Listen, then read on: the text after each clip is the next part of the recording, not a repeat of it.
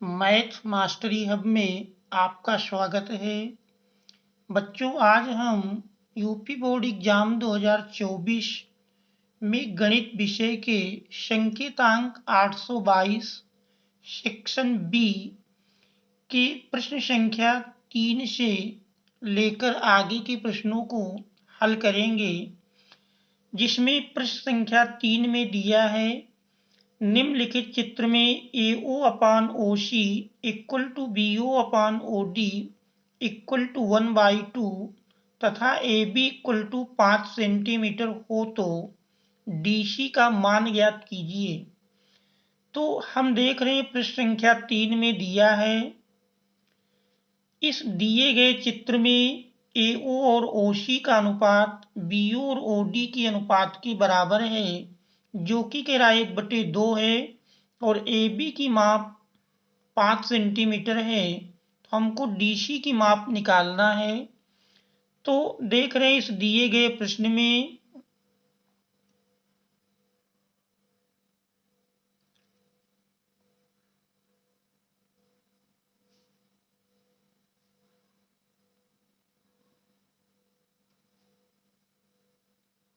ABCD,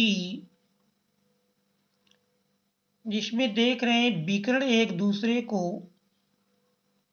O बिंदु पर प्रतिच्छेद करते हैं।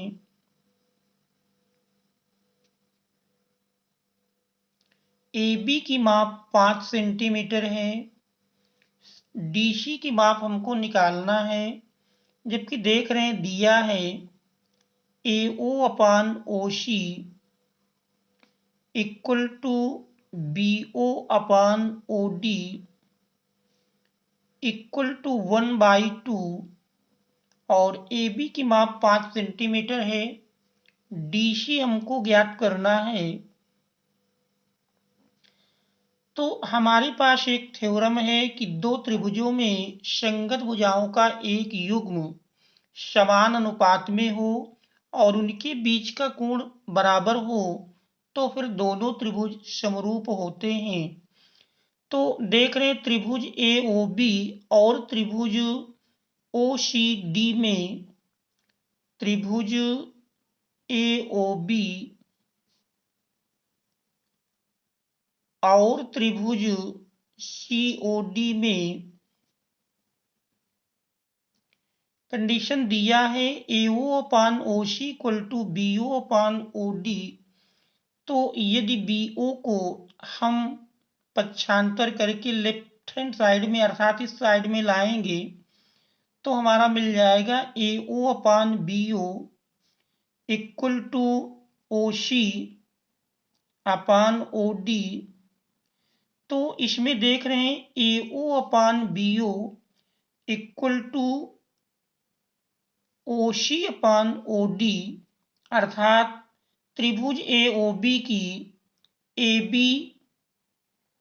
AO और OB भुजाओं का अनुपात आप देख रहे हैं त्रिभुज COD की OC और OD भुजाओं के अनुपात के समान है।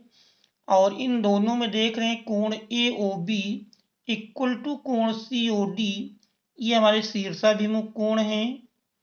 कोण AOB इक्वल टू कोण COD, ये कंडीशन हमारी दी है और ये जानते हैं शीर्षाभिमुख कोण है।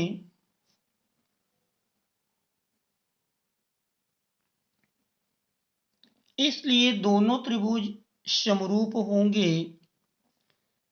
त्रिभुज AOB समरूप होगा त्रिभुज COD के, और दो समरूप त्रिभुजों की संगत भुजाएं समान अनुपात में होती हैं।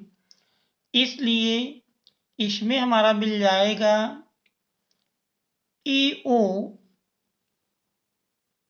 और AO के अगर देखा जाए संगत, तो देख रहे हैं AO के संगत हमारा OC मिल रहा है।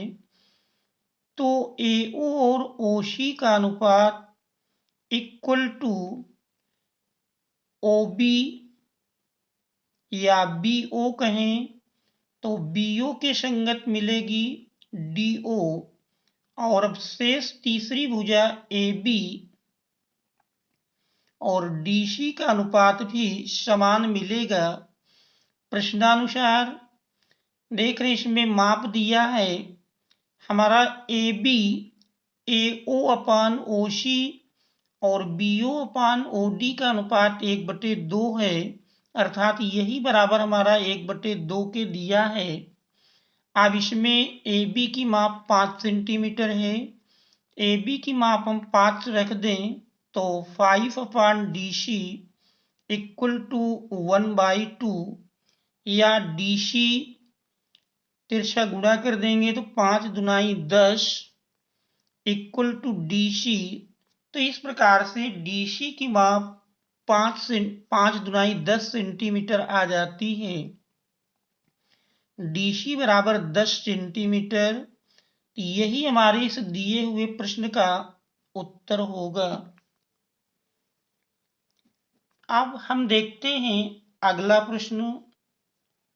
हमारा अगला प्रश्न है, जरा सिद्ध कीजिए किसी वृत्त पर बाह्य बिंदु से खींची गई स्पर्शी परस्पर बराबर होती हैं। प्रश्न है, सिद्ध कीजिए किसी वृत्त पर किसी बाह्य बिंदु से खींची गई स्पर्शी बराबर होती है। तो प्रश्न संख्या 3 का अथवा ये हमारा प्रश्न दिया है, किसी बाह्य बिंदु से वृत्त पर खींची गई स्पर्शी बराबर होती है। तो 3 का अथवा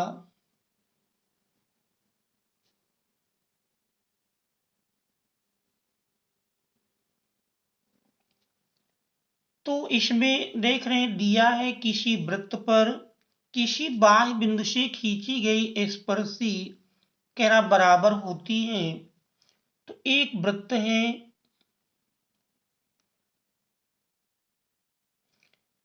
जिसका केंद्र O है, वृत्त पर स्थित एक बाह्य बिंदु से, बाह्य बिंदु मान लीजिए P है, तो इस बाह्य बिंदु से वृत्त पर खींची गई स्पर्शी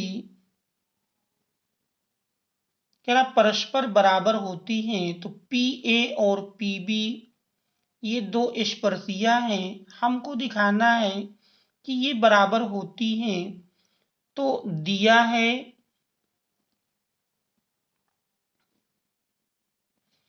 बाह्य बिंदु P से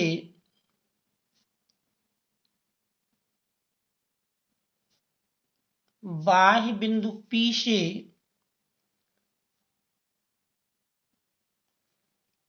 O केंद्र के वृत्त में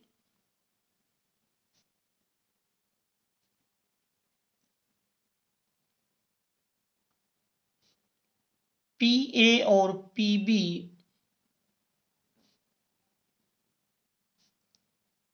स्पर्शी हैं। ये हमारा दिया है, सिद्ध करना है।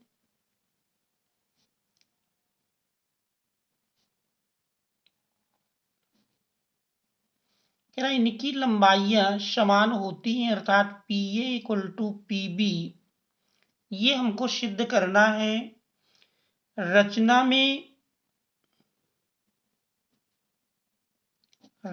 में हम OA OB और OP को मिलाएंगे, ये कार्य हमारा रचना के अंतर्गत आएगा।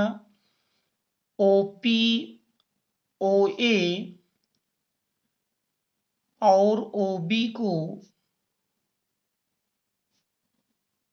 मिलाया, ये कार्य हमारा रचना के अंतर्गत आएगा। अब उत्पत्ति अगर देखें,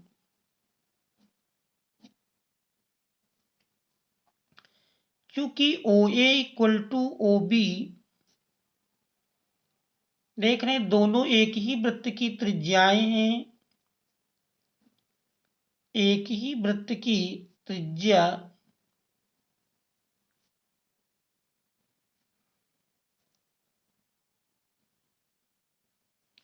दूसरा यदि देखें तो OP दोनों त्रिभुजों में उभयनिष्ठ है।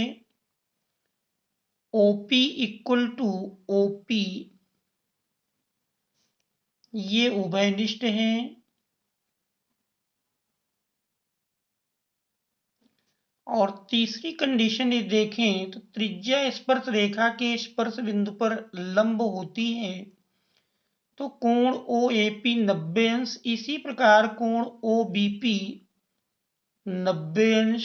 तो हमारा मिल जाएगा कोण OAP इक्वल टू कोण OBP प्रत्येक 90 अंश। 90 अंश हमारा थ्योरम से प्राप्त होता है। तो त्रिभुज में देख रहे हैं एक कोण समकोण है और शेष दो भुजाएं, एक भुजा और कर्ण दोनों त्रिभुजों में समान है, इसलिए दोनों त्रिभुज सर्वांगसम होंगे। त्रिभुज OAP सर्वांगसम होगा त्रिभुज OBP के। अब CPCT रूल से हम जानते हैं कि दो त्रिभुज सर्वांगसम हैं तो उनके सभी शेष संगत भाग भी बराबर होंगे। तो उससे हमारा PA इक्वल टू PB मिल जाएगा। यही हमको सिद्ध करना था। इस प्रकार से प्रश्न सिद्ध हो जाता है, प्रूव्ड। अब हम देखते हैं अगला प्रश्न। प्रश्न संख्या 4 में दिया है, सिद्ध कीजिए कि cosec A minus sin A into sec A minus cos A equal to 1/tan A plus cot A। ये हमको सिद्ध करना है। तो प्रश्न की लेफ्ट हैंड साइड दी है। प्रश्न संख्या 4 लेफ्ट हैंड साइड में दिया है cosec A minus sin A, cosec A minus sin A into sec A minus cos A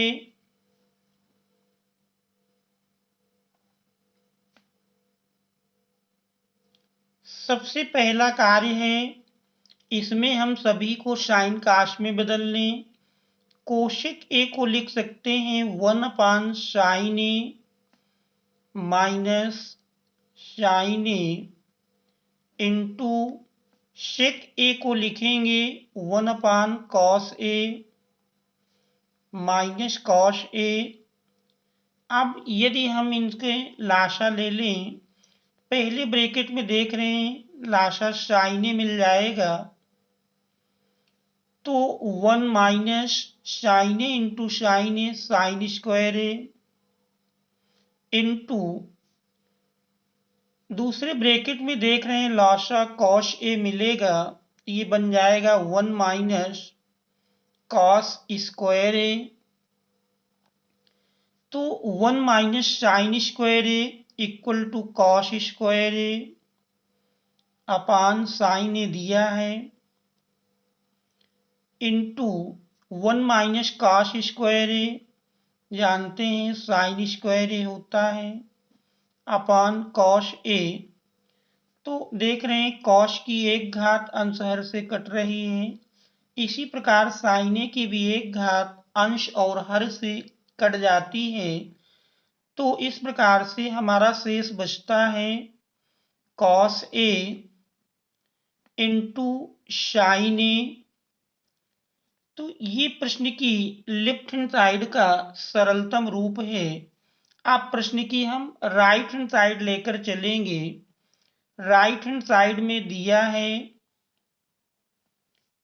1/tan A plus cot A, 1/tan A plus cot A। अब tan और cot को हम sign और काश में बदलेंगे तो लिख सकते हैं 1/tan A बनता है sin A upon cos A plus cot A को लिखेंगे कॉस ए अपान साइन ए। अब यदि हम दोनों का लासा ले लें तो 1 अपान, हर में देख रहे हैं दोनों का लासा कॉस ए साइन ए मिलेगा, कॉस ए इंटू साइन ए, देख रहे हैं साइन ए इंटू साइन ए मिलकर के sine square A, plus cos A into cos A cos square ए।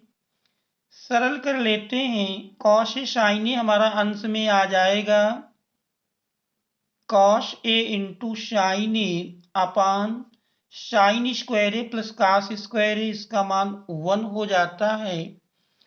तो इस प्रकार से equal to cos A sine A. तो इस प्रकार से हम पाते हैं कि लेफ्ट हैंड साइड का सरलतम रूप कॉस ए साइन ए और राइट हैंड साइड का भी सरलतम रूप कॉस ए साइन ए, तो दोनों साइडों के मान बराबर आ जाते हैं, इसलिए left hand side equal to right hand side, यही हमको सिद्ध करना था। इस प्रकार से प्रश्न सिद्ध हो जाता है। अब इसका अथवा भाग दिया है प्रश्न संख्या 4 का अथवा 4 के अथवा में दिया है कि एक 15 मीटर ऊंचे मकान के शिखर से एक टावर के शिखर का उन्नयन कोण 30 अंश है। उसी मकान के तल से टावर के शिखर का उन्नयन कोण 60 अंश है। तो टावर की ऊंचाई तथा मकान से टावर की दूरी ज्ञात कीजिए। एक 15 मीटर ऊंचे मकान के शिखर से एक 15 मीटर ऊंचा मकान है, मान लीजिए ए बी 15 मीटर ऊंचा ये एक मकान है। अब प्रश्नानुसार मकान के शिखर से एक टावर के शिखर का उन्नयन कोण 30 अंश है। ये मान लीजिए सी डी एक टावर है,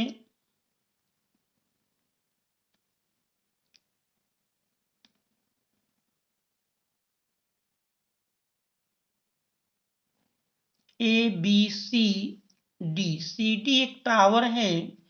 तो मकान के शिखर से टावर के शिखर का उन्नयन कोण 30 अंश बनता है। तो ये उन्नयन कोण 30 अंश का दिया है।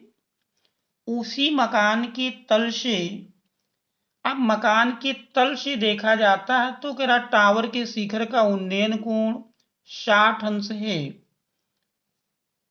तल से टावर के शिखर का उन्नयन कोण ये हमारा 60 अंश प्राप्त होता है। टावर की ऊंचाई तथा मकान से टावर की दूरी, मान लीजिए टावर की ऊंचाई h है और टावर से मकान की दूरी x है। तो इन दोनों मानों को हमको ज्ञात करना है।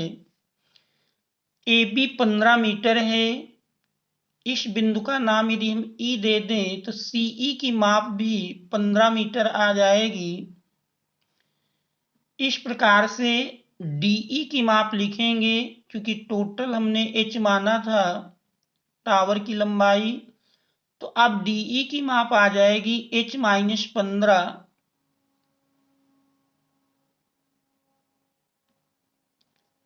अब इसमें सर्वप्रथम हम त्रिभुज एईडी में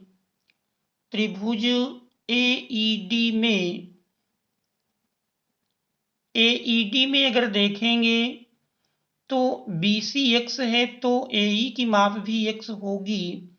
अब इस त्रिभुज AED में लंब और आधार से संबंधित अर्थात tan लेंगे तो tan 30 अंश बराबर बनेगा लंब बटे आधार अर्थात h माइनस 15 बटे यक्स।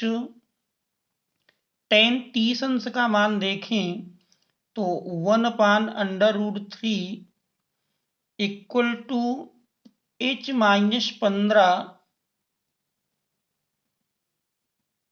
बटे यक्स।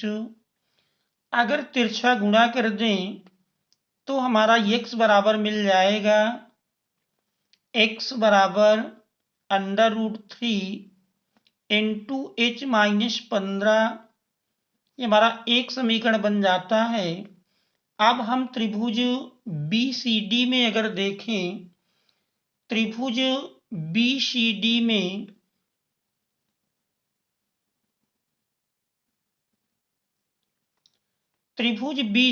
में पाएंगे tan 60 अंश इक्वल टू लंब बटे आधार। तो लंब देख रहे हैं h है अपान आधार BC यक्ष है। tan 60 अंश का मान लिखते हैं तो tan 60 अंश का मान जानते हैं √3 होता है। तो इस प्रकार से √3 इक्वल टू h अपान यक्ष, या पक्षांतर कर लें तो यक्ष बराबर मिल जाएगा h अपान √3। ये हमारा समीकरण नंबर 2 बन जाता है। आप समीकरण 1 और 2 में यदि देखें तो दोनों यक्ष के मान हैं। समीकरण 1 और 2 से दोनों की लेफ्ट हैंड साइड समान है, इसलिए राइट हैंड साइड को यदि हम समान कर लें तो h अपान √3 इक्वल टू मिल जाएगा √3 इंटू h-15। तो h बराबर √3 राइट हैंड साइड में ले जाएंगे तो हमारा गुणा में √3 का गुणा किए 3 इंटू h-15। अब 3 का ब्रैकेट के अंदर यदि गुणा कर देंगे तो 3h-15 45।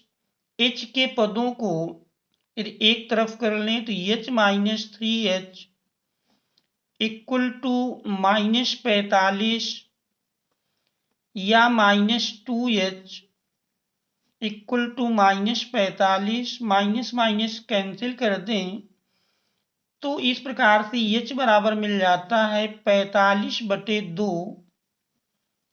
सरल करेंगे तो 22.5 मीटर। तो ये टावर की ऊंचाई का मान होगा h बराबर 22.5 मीटर। तो ये टावर की ऊंचाई का मान आ जाएगा। अब इस h के मान को यदि हम समीकरण नंबर 2 में रख लें तो इससे हमारा यक्ष का मान निकल आएगा। h के मान को समीकरण 2 में रखने पर h का मान समीकरण 2 में रखने पर समीकरण 2 है x equal to h upon √3।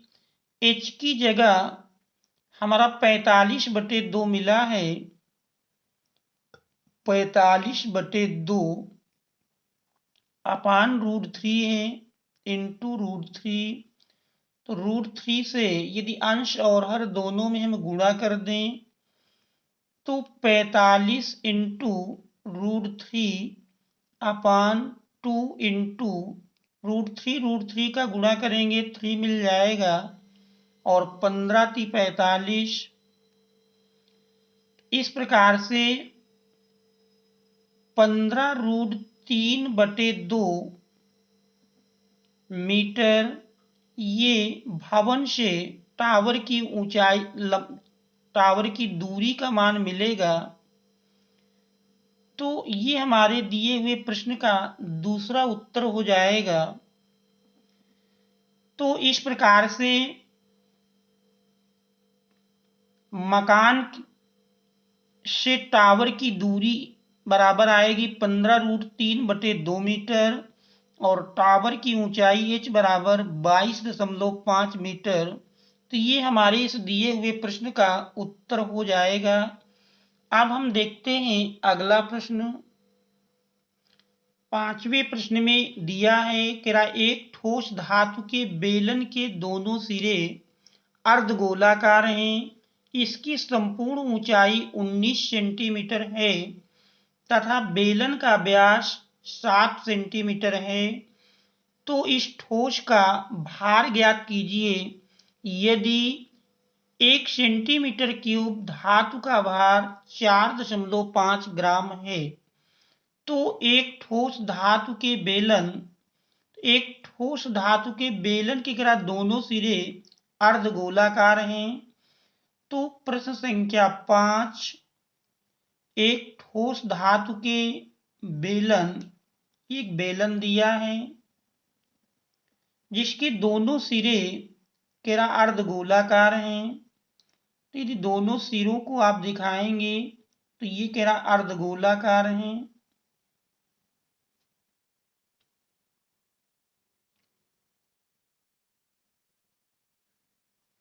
जिसकी संपूर्ण ऊंचाई दी है, संपूर्ण ऊंचाई 19 सेंटीमीटर है। तो ये इसकी संपूर्ण ऊंचाई 19 सेंटीमीटर है। बेलन का व्यास 7 सेंटीमीटर है। तो इस बेलनाकार भाग का जो व्यास दिया है वो 7 सेंटीमीटर है। तो इस प्रकार से अगर इसकी त्रिज्या देखें तो 7 का आधा 3.5 सेंटीमीटर, इसी प्रकार 3.5 सेंटीमीटर। तो ये त्रिज्या r का मान मिल जाएगा 3.5 सेंटीमीटर। अब हम यदि बेलनाकार भाग की ऊंचाई का मान निकालें तो 3.5 और 3.5 यानी 7 सेंटीमीटर कम कर देंगे तो बेलनाकार भाग की ऊंचाई h बराबर मिलेगी 19 माइनस 7, 19 से 7 घटा देंगे 12 सेंटीमीटर। इस बेलनाकार भाग की ऊंचाई 12 सेंटीमीटर मिल जाएगी। अब इसमें सबसे पहले इस ठोस धातु का हमको आयतन निकालना है। तो इस ठोस धातु के आयतन का मान मिलेगा, ठोस धातु का आयतन V इक्वल टू बेलन का आयतन या बेलनाकार भाग का आयतन, बेलनाकार भाग का आयतन प्लस दोनों अर्धगोलों के आयतन, या कह सकते हैं 2 गुणे एक अर्धगोले का आयतन, एक अर्धगोलाकार भाग का आयतन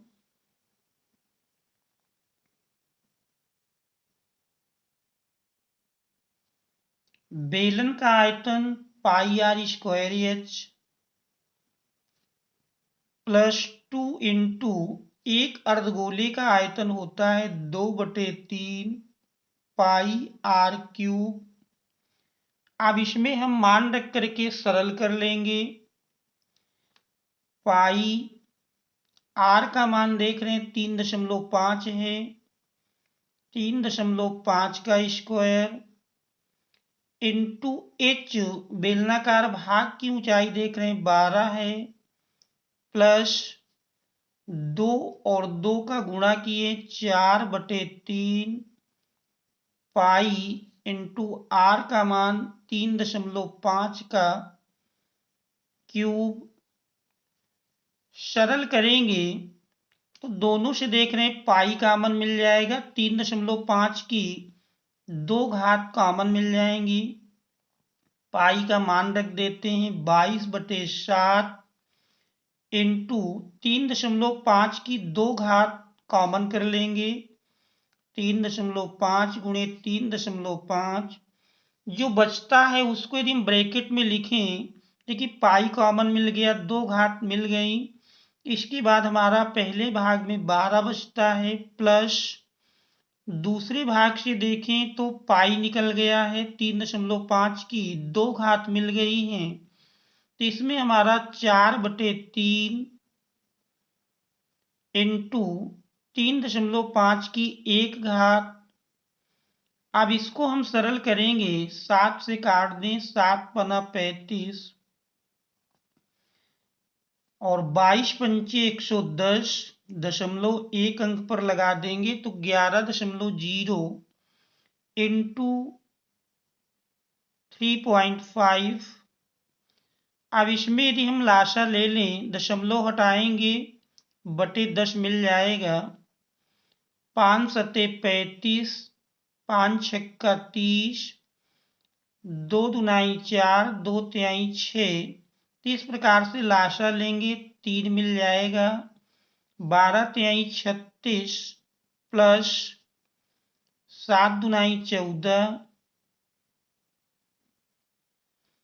तो इस प्रकार से इसका मान मिलता है 11 पचे 55 और 11 तिहाई 33, 33 5 38, 38.5 इंटू 36 में 14 जोड़ेंगे तो 36 4 40, 10 50, 50/3।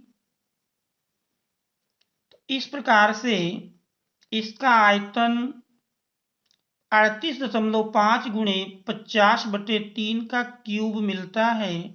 अब दिया है कि 1 घन सेंटीमीटर धातु का भार 4.5 ग्राम है। चूंकि 1 सेंटीमीटर क्यूब धातु का भार बराबर दिया है 4.5 ग्राम, इसलिए 38.5 इंटू 50/3 सेंटीमीटर क्यूब धातु का भार बराबर मिल जाएगा 38.5 गुणे 50/3 गुणे 4.5। सरल कर लेंगे, 3 से काटेंगे, 3 एकम 3, 3 पचे 15। अब इन संख्याओं का यदि हम आपस में गुणा कर लें तो गुणा करने में 50 का पहले गुणा कर देते हैं, 0, 5 अठे 40 और 5 पचा 25, 5 पचा 25, 5 अठे 40, 2 42 और 5 तेई 15, 15 4 19। दशमलव हमारा 1 अंक पर है तो 1 अंक पर दशमलव लगा देंगे, इंटू 1.5। अब यदि हम 1.5 का इसमें गुणा और कर लें तो 15 पचे 75, फिर 15 दुनाई 30, 7 37, 15 नवैया 135 और 135 3 हासिल थे, 135 3 138 हासिल 13 मिले, 15 और 15 13 मिलकर के 15 10 25, 3 28। दशमलव देखें तो 1 अंक पर हमारा दशमलव लग जाएगा, तो 2 8 8 7.5 ग्राम।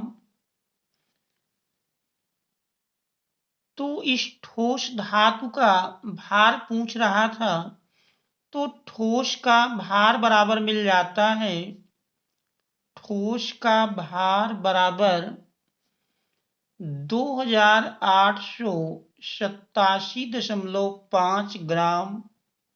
ये हमारे इस दिए हुए प्रश्न का उत्तर हो जाएगा। अब हम देखते हैं अगला प्रश्न। अगला प्रश्न दिया है, अगले प्रश्न में क्या 15 सेंटीमीटर त्रिज्या वाले एक वृत्त की कोई जीवा केंद्र पर 60 अंश का कोण अंतरित करती है। संगत लघु वृत्तखंड का क्षेत्रफल ज्ञात कीजिए। और देख रहे हैं पाई का मान और √3 का मान दिया हुआ है। तो इस दिए गए प्रश्न में 15 सेंटीमीटर त्रिज्या वाले वृत्त की कोई जीवा, तो प्रश्नानुसार अगर देखें 5 का अथवा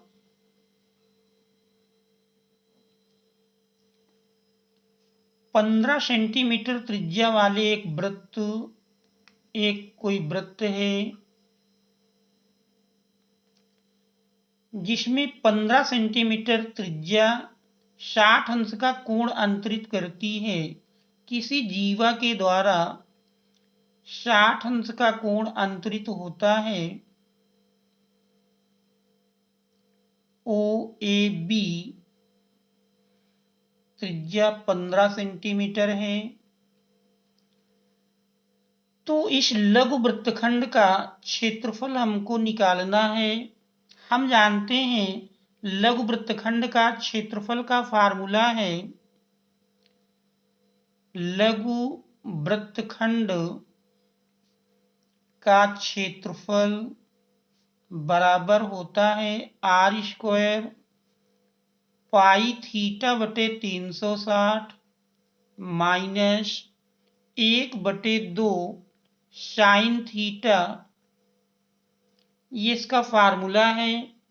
इस फार्मूले में हम मान रख लेंगे r देख रहे हैं 15 है, 15 का स्क्वायर इंटू पाई का मान देख रहे हैं 3.14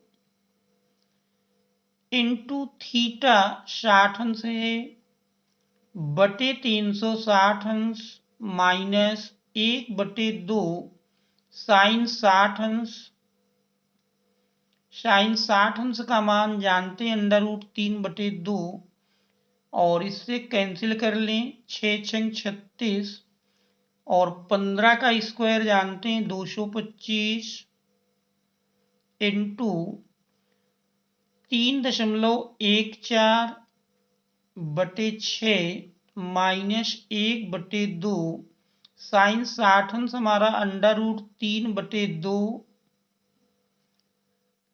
तो यदि इसको हम सरल करते हैं तो 225 इंटू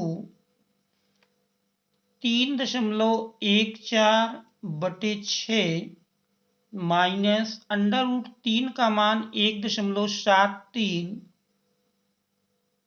बटे 2 दूनाई 4। अब हम 6 और 4 का यदि लाशा ले लें तो 225 इंटू लाशा लेंगे 12 मिल जाएगा। 6 दूनाई 12, 2 से गुणा किए 2 चौको 8, 2 तिहाई 6 माइनस 4 तिहाई 12, 3 से गुणा करेंगे 3 त्रिक 9, 3 सते 21 और 3 2 5।